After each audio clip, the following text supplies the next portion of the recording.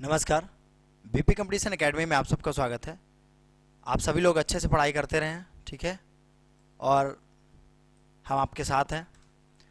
Classes आपकी शुरू हो गई हैं, आप सबको पता ही होगा, ठीक है। कमेंट सेक्शन में हम बता भी देंगे आपको, ठीक है। और अच्छे से बस पढ़ाई करते रहें जुड़ करके, और थोड़ा सा इसको शेयर भी करते रहें, लोगों तक पहुंचाते रहें, ज़रूरतमंद लोगों तक, ठीक है। चलिए, तो कल हमने पढ़ा था 690 नंबर तक, आज हम पढ़ेंगे 691 नंबर से प्रश्न पढ़ेंगे। अच्छे से पढ़ते हैं हम सभी लोग, ठीक है। 720 नंबर तक पढ़ेंगे। चलिए स्टार्ट करते हैं। कहता है निम्नलिखित कर्तव्यों पर ध्यान दीजिए। 4 कर्तव्य आपको बताए गए हैं। उपक्रमों के प्रबंधन में श्रमिकों की भागीदारी के लिए कानून बनाना, अल्पसंख्यकों की सुरक्षा, पर्यावरण की सुरक्षा, समान नागरिकता, समान नागरिक संहिता, इनमें से राज्यों के नीति निर्देशक सिद्धांतों में है। 1 2 3, 1 3 4, 1 2 3 4, 1 2, ये 4 ऑप्शन आपकी स्क्रीन पर हैं। आपको सही आंसर आपको बताना है, ठीक है। चलिए, जब सही आंसर की बात करें तो ऑप्शन नंबर सी इसका सही आंसर होगा। क्या होगा? 1 2 3 4, ऑप्शन नंबर सी इसका सही आंसर होगा। ध्यान से समझिएगा। अनुच्छेद 43A अनुच्छेद 43A उपक्रमों में प्रबंधन में श्रमिकों की भागीदारी के लिए कानून बनाता है। अनुच्छेद 46 जो है, ध्यान से समझना, अनुच्छेद 46 जो है अल्पसंख्यकों की सुरक्षा प्रदान करता है। अनुच्छेद 48 का ए पर्यावरण की सुरक्षा देता है, और अनुच्छेद 44 जो है समान नागरिक संहिता की बात करता है। तो इस प्रकार इसका राइट आंसर क्या होगा? Option number C. चलते हैं अगले प्रश्न पे। अगला प्रश्न आपके स्क्रीन पर है, 692 नंबर प्रश्न। क्या कहता है? थोड़ा सा बड़ा है, ध्यान से समझिएगा। ये बड़ा है तो इसको हम बड़ा बताएंगे भी, बस ध्यान से पढ़ते रहिएगा। कहता है संविधान सभा के सदस्यों को विभिन्न प्रांतों के विधानमंडलों द्वारा निर्वाचित किया जाता है। रियासतों के शासकों द्वारा मनोनीत किया गया था। संविधान सभा के सदस्यों को सीधे क्यों नहीं चुना गया था? Option number A Congress, option number A Congress और मुस्लिम लीग ने इस विधि के माध्यम से संविधान सभा सदस्यों के चुनाव की मांग की थी। ऑप्शन नंबर बी भारत में विभिन्न वर्गों के बीच कैबिनेट मिशन के साथ असहमत थी और सीधे निर्वाचित सदस्यों द्वारा संविधान सभा का गठन संभव नहीं था। ऑप्शन नंबर सी भारत के लोगों ने पहले से ही विभिन्न प्रांतों के विधानसभा के निर्वाचित सदस्यों से एक संविधान सभा बनाने के लिए एक आदेश दिया था। इस तरह डी नंबर ऑप्शन क्या कहता है? रियासतों ने संविधान सभा के सदस्यों के लिए सीधे चुनाव के लिए विरोध किया था। 4 ऑप्शन आपकी स्क्रीन पर है, सभी लोगों को सही आंसर देना है। जब भी इसके सही आंसर की बात करें तो ऑप्शन नंबर बी जो है इसका सही आंसर होगा। क्या होगा? ऑप्शन नंबर बी इसका सही उत्तर होगा। क्या कहता है कि जब 1940 के दशक में क्लेमेंट एटली, ध्यान से समझिएगा, जब 1940 के दशक में क्लेमेंट एटली के तहत लेबर पार्टी की सरकार सत्ता में आई तो ब्रिटेन के भारतीय नीति में बदलाव आया और क्लेमेंट एटली सरकार ने भारत के लिए संविधान सभा के मामले देखने के लिए कैबिनेट मिशन नियुक्त कर दिया।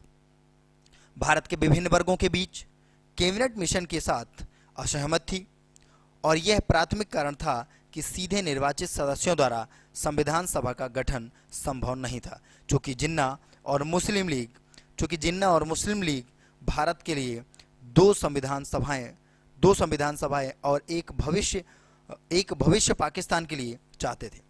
कौन कौन से? जिन्ना और मुस्लिम लीग। यह निर्णय लिया गया कि प्रांतीय असेंबली के नवनिर्वाचित विधायकों द्वारा एक संविधान सभा का गठन किया जाना है। इस प्रकार इस आधार पर प्रांतों के 3 क्षेत्रों में सामूहिक किया गया, जैसे कि मुख्य रूप से हिंदू, मुख्य रूप से मुस्लिम, और वे दोनों जहां संख्या में लगभग बराबर थे। 3 रूपों में इनको बताया गया। बोला गया आप जहां जाना चाहते हो आप जा सकते हो, ठीक है। चलते हैं अगले प्रश्न पे। अगला प्रश्न आपकी स्क्रीन पर है, ठीक है। 693 नंबर प्रश्न कहता है भारत में वित्त आयोग के सदस्यों के रूप में नियुक्त होने के लिए योग्यता कौन निर्धारित करता है? भारत का राष्ट्रपति करता है, मंत्रिपरिषद करता है, कानून द्वारा संसद करती है, या फिर केंद्रीय कैबिनेट करती है? इस तरह 4 ऑप्शनों में से सही आंसर आपको बताना है। तो भारत में जब वित्त आयोग की बात की जाती है तो ऑप्शन नंबर सी जो है इसका सही आंसर हो जाता है, कानून द्वारा संसद। अनुच्छेद 280, ध्यान से समझना, अनुच्छेद 280 के 2 में, अनुच्छेद 280 के 2 में संसद कानून द्वारा योग्यता निर्धारित कर सकती है जो आयोग के सदस्यों के रूप में नियुक्ति के लिए आवश्यक होगी। जिस तरीके से उसे चुना जाएगा उपरोक्त तो लेख में संदर्भ है। ऊपर जो हमने बताया है उसमें बताया है कि संसद ने वित्त आयोग यानी विविध प्रावधान अधिनियम 1951 को अधिनियमित करता है। किसको करता है? अधिनियम 1951 को अधिनियमित करता है। इस प्रकार इसका आंसर क्या होगा? Option number C. चलते हैं अगले प्रश्न पर। अगला प्रश्न हमारा आपके स्क्रीन पर है, 694 नंबर प्रश्न है। देखिए थोड़ा सा लंबे लंबे प्रश्न है, लेकिन ध्यान से समझिए, इन प्रश्नों में बहुत सारी चीजें क्लियर होती है।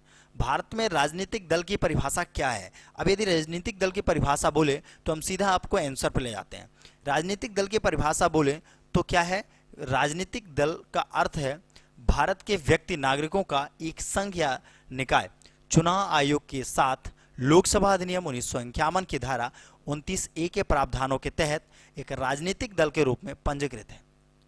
तो इस तरीके से ऑप्शन नंबर डी इसका सही आंसर होगा। अगले प्रश्न की बात करते हैं। अगला प्रश्न आपका 27 नंबर 695 नंबर आपके स्क्रीन पर है, ठीक है। लेकिन इसके पहले हम थोड़ा सा बात कर लेते हैं इसको, ठीक है, ध्यान से समझिएगा। इसके पहले हम जब इसको बात कर लेते हैं, थोड़ा सा 694 नंबर की बात कर लेते हैं, परिभाषा की बात कर लेते हैं, तो ध्यान से समझिएगा। जनप्रतिनिधित्व अधिनियम 1951 की धारा 29A का कहना है, क्या कहना है? कि राजनीतिक दलों के रूप में संघ और निकायों के चुनाव आयोग के साथ पंजीकरण, भारत के व्यक्तिगत नागरिकों का कोई भी संगठन या निकाय खुद को एक राजनीतिक दल कहता है और इस भाग के प्रावधानों का लाभ उठाने का इरादा रखता है। इस अधिनियम के प्रयोजनों के लिए राजनीतिक दल के रूप में पंजीकरण के लिए चुनाव आयोग को आवेदन देगा। इस तरीके से ये कहता है। अब चलते हैं अगले प्रश्न पर। अगला प्रश्न आपके स्क्रीन पर है, ठीक है, 695 नंबर। कहता है 106वां संविधान संशोधन और 111वां संविधान संशोधन क्रमशः किससे संबंधित है? पंचायत सहकारी समिति से, सहकारी समिति पंचायत से, पंचायत या पंचायत से, सहकारी समिति से। चलते हैं अब जब इसके राइट आंसर की बात कर ले तो ऑप्शन नंबर डी इसका राइट आंसर होगा, सहकारी समिति। यानी 106वां संविधान संशोधन 22 मई 2006 को स्वैच्छिक गठन, स्वायत्ता कार्य, लोकतांत्रिक नियंत्रण और पेशेवर प्रबंधन के माध्यम से सहकारी समितियों को सशक्त बनाने के उद्देश्य से पेश किया गया। पारित होने के लिए लोकसभा में विधेयक पर चर्चा नहीं की जा सकी और विधेयक 18 मई 2009 को 14वीं लोकसभा के विघटन पर समाप्त हो गया। संविधान में संशोधन के लिए विधेयक को फिर से पेश करने का निर्णय लिया गया और इसके बाद 30/9/2009 को लोकसभा में संविधान 111वां संशोधन विधेयक पेश कर देता है। तो इस तरह से हम बात करते हैं इसके राइट आंसर की। तो इसका राइट आंसर क्या होगा? ऑप्शन नंबर डी इसका राइट आंसर होगा। अगले प्रश्न की बात कर लें। अगला प्रश्न आपकी स्क्रीन पर है, 696 नंबर प्रश्न, ठीक है। कहता है भारत में गार्जियन या पब्लिक पर्स किसे कहा जाता है? भारत में गार्जियन या पब्लिक पर्स किसे कहा जाता है? नियंत्रक महान्यायवादी को, वित्त मंत्री को, सार्वजनिक लेखा समिति का चेयरमैन या फिर ऑप्शन नंबर डी प्रधानमंत्री। तो ऑप्शन नंबर ए जिसका सही आंसर होगा, भारत के नियंत्रक और महान्यायवादी के गार्जियन ऑफ पब्लिक पर्स कहा जाता है। क्या कहता है? गार्जियन ऑफ पब्लिक पर्स इसको कहा जाता है। अगले प्रश्न की यदि हम बात कर लें, अगला प्रश्न हमारा आपके स्क्रीन पर है। कहता है, क्या कहता है? कहता है कि निम्नलिखित में से किसको देश के वित्त का संरक्षक माना जाता है? प्रधानमंत्री को, वित्त मंत्री को, भारत का नियंत्रक को या भारतीय रिजर्व बैंक को? जब इसमें देश के वित्त का संरक्षक की बात कर लें तो ऑप्शन नंबर 20 का सही आंसर होगा, वित्त मंत्री को। किसको? अब वित्त की बात की जा रही है तो जाहिर सी बात किसकी बात कही, कौन होगा इसका संरक्षक? वित्त मंत्री होगा। चलते हैं अगले प्रश्न पे। अगला प्रश्न आपके स्क्रीन पर है। भारत में किसी शहर का पहला नागरिक कौन सा है? मेयर, चेयरमैन, शेरिफ, विधानसभा सदस्य। तो भारत में किसी शहर का पहला नागरिक जो होता है वो क्या होता है? मेयर होता है। कौन होता है बेटा? मेयर होता है।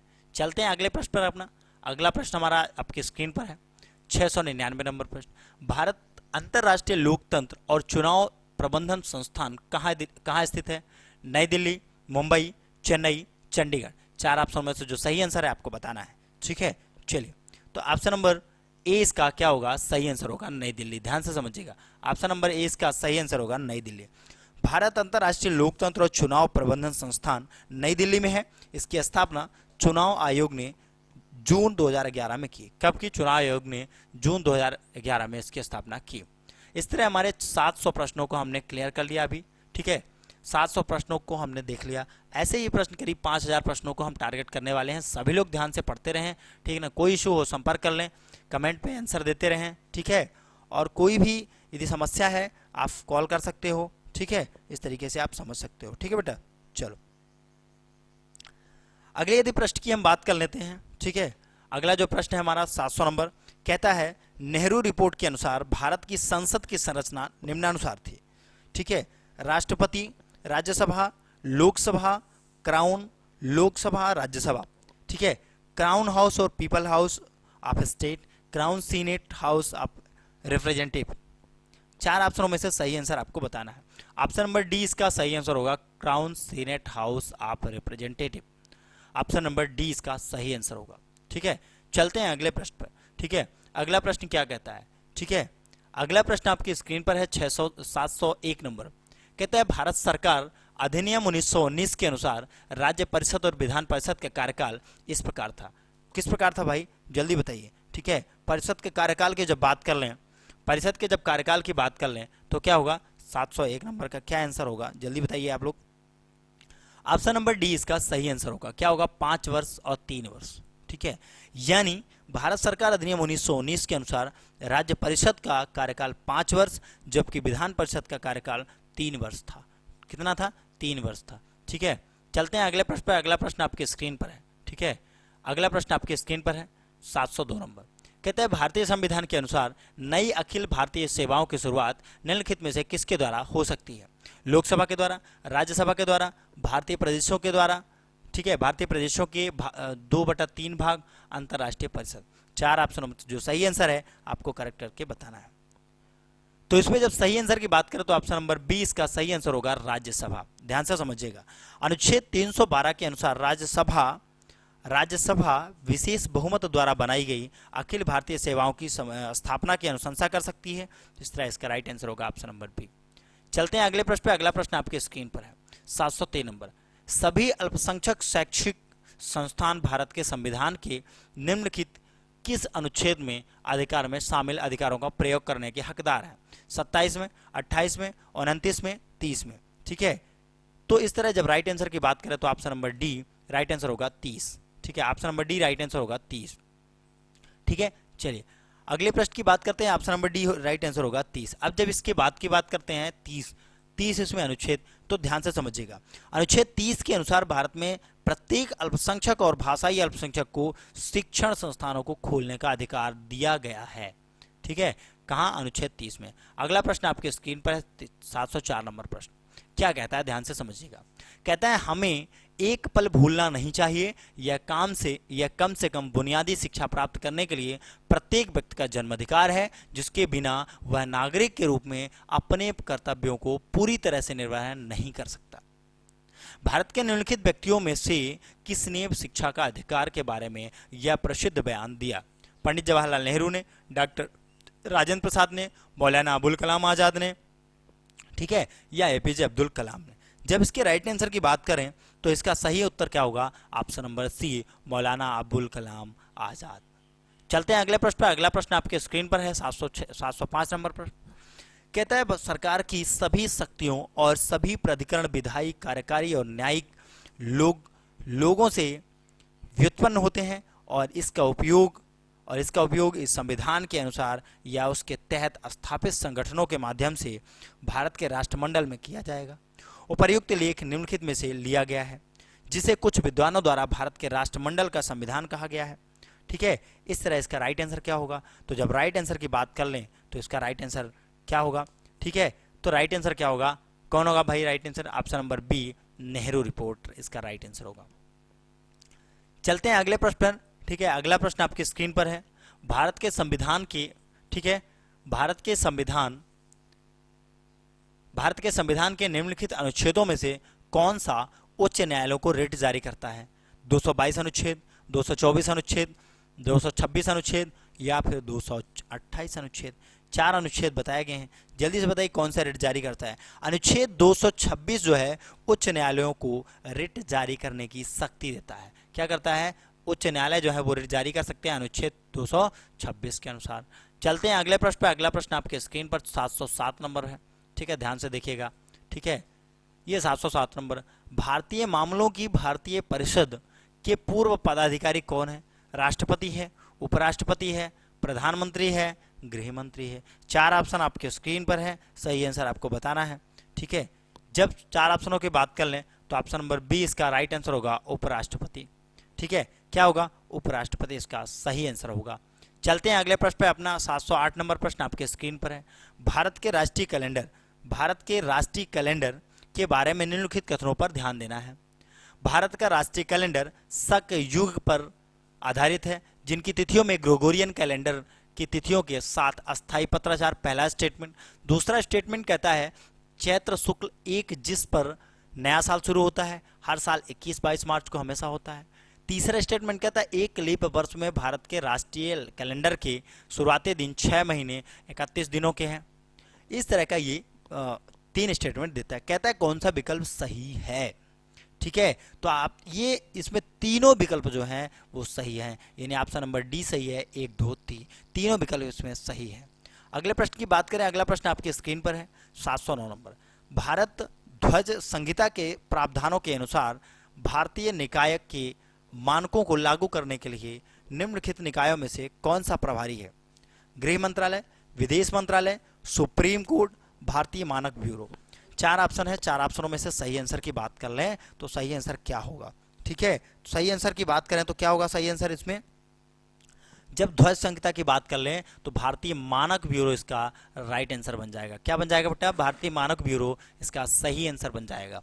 चलते हैं 710 नंबर प्रश्न की ओर। 710 नंबर प्रश्न क्या कहता है, ठीक है। 710 नंबर प्रश्न क्या कहता है? कहता है सुप्रीम कोर्ट ने किस वर्ष तक वर्तमान परिसर में जाने से पहले संसद भवन से अपनी बैठक की? 1950, 1955, 1952, 1958। 4 ऑप्शन आपकी स्क्रीन पर है, जल्दी से इसको राइट आंसर दीजिए, ध्यान से समझिए। 1958 ऑप्शन नंबर डी क्या होगा? सही आंसर होगा 1958। अब ध्यान से समझिए इसको थोड़ा सा, ठीक है। 1937 में भारत सरकार अधिनियम 1935 के माध्यम से भारत के संघीय न्यायालय में 1937 से 1950 तक संसद भवन में प्रिंस के चैम्बर में अपनी बैठक शुरू की। सुप्रीम कोर्ट 28 जनवरी 1950 को अस्तित्व में आया और 1958 में वर्तमान परिषद के रूप में कार्यवाही शुरू की। कब की? 1958 में। चलते हैं अगले प्रश्न की ओर। अगला प्रश्न आपके स्क्रीन पर है। क्या कहता है? कहता है 711 नंबर प्रश्न कहता है विवाद समाधान पैनल किस अधिनियम के तहत स्थापित किया गया? मध्यस्थता और समझौता अधिनियम, मध्यस्थता और समझौता अधिनियम, या फिर क्या कहता है? या फिर कहता है आयकर अधिनियम 1961, या फिर क्या कहता है औद्योगिक विवाद अधिनियम 1947, या फिर ट्रेड यूनियन एक्ट 1926। 4 ऑप्शनों में से सही आंसर कौन सा होगा? तो विवाद समाधान पैनल आयकर विभाग 1961 के तहत स्थापित किया गया था। किसके तहत स्थापित किया गया था? 1961 के तहत स्थापित किया गया था, ठीक है। 1961 के तहत स्थापित किया गया था। चलते हैं अपने अगले प्रश्न पर। अगला प्रश्न आपकी स्क्रीन पर है, ठीक है। चलिए अगला प्रश्न आपकी स्क्रीन पर है 713 नंबर पर, 712 नंबर सॉरी, ठीक है, 712 नंबर पर। महिला आयोग के राष्ट्रीय अध्यक्ष को कौन नियुक्त कर और नामांकित करता है? राष्ट्रपति, केंद्र सरकार, उपराष्ट्रपति, संसदीय समिति की सिफारिश पर राष्ट्रपति? वाह, चलो तो मैं बता दूं आपको इसका राइट आंसर क्या होगा। ऑप्शन नंबर बी केंद्र सरकार। क्या होगा? ऑप्शन नंबर बी जो होगा केंद्र सरकार इसका सही आंसर होगा। यानी महिला आयोग के अध्यक्ष की नियुक्ति केंद्र सरकार द्वारा की जाती है। किसके द्वारा की जाती है? केंद्र सरकार के द्वारा की जाती है। चलते हैं अगले प्रश्न पर। अगला प्रश्न आपकी स्क्रीन पर है, ठीक है। अगला प्रश्न आपकी स्क्रीन पर 713 नंबर है। कहता है 1950 में योजना आयोग की स्थापना किसने की? 1950 में योजना आयोग की स्थापना किसने की?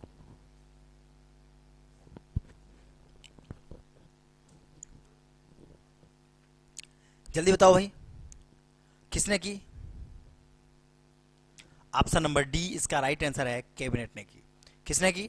कैबिनेट ने की। ध्यान से समझिएगा, योजना आयोग 1950 में कैबिनेट ने इस तरह के संवैधानिक संस्था के रूप में इसकी स्थापना की और 17 अगस्त 2014 को इसे खत्म कर दिया गया और इसका नाम, इस योजना आयोग का नाम बदलकर नीति आयोग रख दिया। कब रखा गया? 17 अगस्त 2014 को रखा गया। चलते हैं अगले स्क्रीन पर, ठीक है, अगले प्रश्न पर, आपके स्क्रीन पर है 714 नंबर प्रश्न। संविधान के भाग 4 का अनुच्छेद 43B किससे संबंधित है? ग्रामीण व्यापार केंद्र से, सहकारी समिति से, ग्राम पंचायत से, वन विकास से। 4 ऑप्शनों में से सही आंसर आपके स्क्रीन पर है, ठीक है। चलिए 4 ऑप्शनों में से आपके स्क्रीन पर जो आंसर है, ठीक है, उसे देना है, ठीक है। ऑप्शन नंबर बी इसका सही आंसर होगा सहकारी समिति। ऑप्शन नंबर बी क्या होगा? इसका सही आंसर होगा सहकारी समिति। 43B सहकारी समिति से संबंधित है, ठीक है। चलिए चलते हैं अगले प्रश्न पर। अगला प्रश्न क्या कहता है? 715 नंबर। एक बिल जो निम्नलिखित में से किसके अर्थ और दायरे को प्रभावित करता है? संसद में केवल भारत के राष्ट्रपति की सिफारिश पर पेश किया जा सकता है, विदेशी ऋण निगम कर, या कृषि आय पर कर, या निर्यात कर। 4 ऑप्शनों में से सही आंसर आपको बताना है। जब 4 ऑप्शनों में से सही आंसर की बात कर लें तो ऑप्शन नंबर सी इसका राइट आंसर होगा कृषि आय पर, ठीक है। कृषि आय पर कर इसका सही आंसर होगा, ठीक है। चलते हैं हम अगले प्रश्न पर। अगला प्रश्न आपके स्क्रीन पर है 716 नंबर प्रश्न। क्या कहता है 716 नंबर प्रश्न? कहता है सेरुपुस एलाफस एंगुल किस प्रदेश का राजकीय पशु है? जम्मू कश्मीर, उत्तराखंड, हिमाचल प्रदेश, अरुणाचल प्रदेश। 4 ऑप्शनों में से सही आंसर आपको बताना है। जब 4 ऑप्शनों में से सही आंसर की बात कर लें तो क्या होगा? सेरबस ये कश्मीरी बारासिंगा जम्मू कश्मीर राजकीय पशु है। क्या है? कश्मीरी राजकीय जो बारासिंगा है वो क्या है? वो जम्मू कश्मीरी राजकीय पशु है। क्या है? जम्मू कश्मीरी राजकीय, यानी ऑप्शन नंबर ए इसका सही आंसर होगा। अगले प्रश्न की बात करें 717 नंबर प्रश्न आपकी स्क्रीन पर है। कोई व्यक्ति भारत के अटॉर्नी जनरल बनने की योग्यता प्राप्त कर लेता है यदि वह निम्नलिखित में से किसकी योग्यता प्राप्त कर ले? सुप्रीम कोर्ट का मुख्य न्यायाधीश बन जाए, हाई कोर्ट का मुख्य न्यायाधीश बन जाए, सुप्रीम कोर्ट का न्यायाधीश बन जाए, हाई कोर्ट का न्यायाधीश बन जाए। 4 ऑप्शनों में से जो भी होगा सही आंसर आपको बताना है, ठीक है। चलिए सही आंसर आपको बताना है जल्दी से, ठीक है। तो ऑप्शन नंबर सी इसका राइट आंसर होगा सुप्रीम कोर्ट का न्यायाधीश। ऑप्शन नंबर क्या होगा? सी इसका राइट आंसर होगा सुप्रीम कोर्ट का न्यायाधीश। चलते हैं अगले प्रश्न पर। अगला प्रश्न आपकी स्क्रीन पर है, ठीक है। 118 नंबर प्रश्न आपकी स्क्रीन पर आ गया है, सभी लोगों को इसका राइट आंसर देना है। 718 नंबर। देश में न्यायिक प्रणाली की एक बड़ी विफलता, देश में न्यायिक प्रणाली की एक बड़ी विफलता परीक्षण के तहत मामलों में शीघ्र निपटान को सुनिश्चित करने में इसकी अप्रभावी, ये जो है वो अप्रभावी रही। कौन सा भारत के संविधान के निम्नलिखित अनुच्छेदों में से एक है जो न्याय को तेज करने का अधिकार प्रदान करता है? क्या करता है? अनुच्छेद 19, अनुच्छेद 20, अनुच्छेद 21, अनुच्छेद 22। 4 ऑप्शनों में जो सही आंसर है उसको बताना है। तो ऑप्शन नंबर इसका सी जो है राइट आंसर होगा, ठीक है, अनुच्छेद 21, ठीक है। चलिए अनुच्छेद 21 इसका राइट आंसर होगा। अब इसके बारे में थोड़ा डिटेल्स में जानिए। अनुच्छेद 21 के अनुसार किसी भी व्यक्ति को विधि द्वारा स्थापित करने की प्रक्रिया अतिरिक्त और उसके जीवन और व्यक्तिगत स्वतंत्रता के अधिकार से वंचित नहीं किया जा सकता। चलते हैं अगले प्रश्न पर। अगला प्रश्न आपके स्क्रीन पर है 719 नंबर। कहता है एक संविधान संशोधन विधेयक पेश किए जाने के बाद राज्यों में से आधे से कम नहीं होने वाले विधानसभा द्वारा अनुमोदित होने की आवश्यकता होगी यदि वह संविधान संशोधन विधेयक निम्नलिखित में से संबंधित है। राज्यपाल संवर्ती सूची, शिक्षा विभाग का हस्तांतरण, भारत में राष्ट्रपति के चुनाव की व्यवस्था में बदलाव, भारत के उपराष्ट्रपति के चुनाव की व्यवस्था में बदलाव। तो इस तरह से 4 ऑप्शन आपके स्क्रीन पर है, सही आंसर आपको करेक्ट करके बताना है। तो ऑप्शन नंबर बी इसका सही आंसर होगा केवल 2, यानी भारत के राष्ट्रपति के चुनाव की व्यवस्था में बदलाव, इसका जो है वो सही आंसर होगा, ठीक है। क्या होगा? ऑप्शन नंबर बी इसका सही आंसर होगा, ठीक है। चलते हैं अगले प्रश्न। अगला प्रश्न आपकी स्क्रीन पर है 720 नंबर, जिसका आपको बेसब्री से इंतजार था, ठीक है। भारत में हज कमेटी के बारे में निम्नलिखित कथनों पर ध्यान दीजिए। संसद के 3 मुस्लिम सदस्यों को भारत की हज समिति के सदस्य के रूप में नामांकित किया गया। एक मंत्री भारत की हज समिति का अध्यक्ष नहीं हो सकता। केंद्र सरकार को भारत की हज समिति के अध्यक्ष नियुक्त करने का अधिकार है। इनमें से कौन सा है? ठीक है, 4 ऑप्शनों में से सही आंसर आपको देना है, ठीक है। तो जब इसके सही आंसर की बात करें तो इसका सही आंसर क्या होगा? ये तीनों सही आंसर होंगे, ठीक है। ये क्या होंगे, तीनों, 1 2 3, ये तीनों स्टेटमेंट इसके क्या होंगे, सही आंसर होंगे। इस तरह आप सभी लोग अच्छे से पढ़ते रहें, अच्छे से जो है आंसर देते रहें और ये सारे प्रश्नों को नोट डाउन करते रहें, ताकि अगले संडे को जो हमारा टेस्ट हो उसमें आप अच्छा नंबर, अच्छा स्कोर कर सकें। और अगले संडे को जो टेस्ट का पैटर्न है, ठीक है ना, उसको बदल दिया जाएगा और उसमें जो हम रिजल्ट बताते थे अब हम नहीं बताएंगे रिजल्ट। अब आपको क्या करना है, आपको एक आंसर शीट जारी हो जाएगी, आप उससे अपना जो है मिला लीजिएगा कि आपने कितना सही किया है।